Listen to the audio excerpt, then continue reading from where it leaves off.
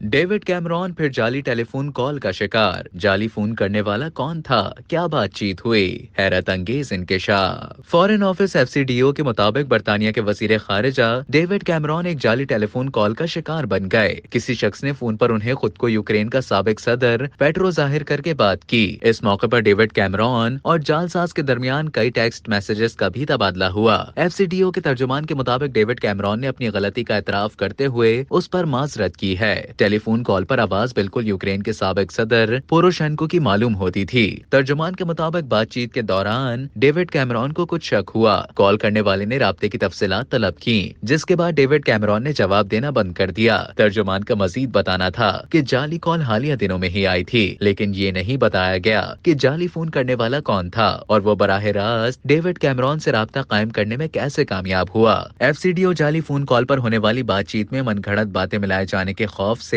उसकी तफसीलात फौरी तौर पर जाहिर कर दी गयी, क्योंकि मामलात को तोड़ मरोड़ कर पेश करना मौजूदा दौर में बहुत ज्यादा हो गया है। अपनी गलती पर माजरत करते हुए वजीर खारिजा ने कहा कि इस रुझान को खत्म करने की कोशिश की जानी चाहिए और गलत मालूमात की बेखकनी करना जरूरी हो गया है। 2014 से 2019 तक पेट्रो पोरोशेंको यूक्रेन के सदर थे और डेविड कैमरॉन ने वजारत उज़्मा के दौर में यूक्रेन के रहनुमा से मुतादिद डीलिंग्स की थी और कई बैनुल अक़वामी सरबराह कॉन्फ्रेंसों में उनके साथ शिरकत की थी। ये पहला मौका नहीं था जब डेविड कैमरॉन जाली टेलीफोन कॉल्स का निशाना बने। 2015 में जब वो वजीर आजम थे तो एक जाली कॉल करने वाले ने उनसे राब्ता किया था, जिसके बाद डाउनिंग स्ट्रीट के सिक्योरिटी के इंतजामात पर नजर सानी करना पड़ी थी। नंबर 10 के मुताबिक उस वक्त कॉलर ने खुद को GCHQ की मॉनिटरिंग का डायरेक्टर जाहिर किया था और अपना नाम रॉबर्ट हैनिंगन जाहिर किया था। डेविड कैमरॉन ने ये वाजे हो जाने के बाद कि कॉल जाली है, कॉल मुनक़ता कर दी थी। उस दौरान बातचीत में कोई मालूमात जाहिर नहीं की गई थी।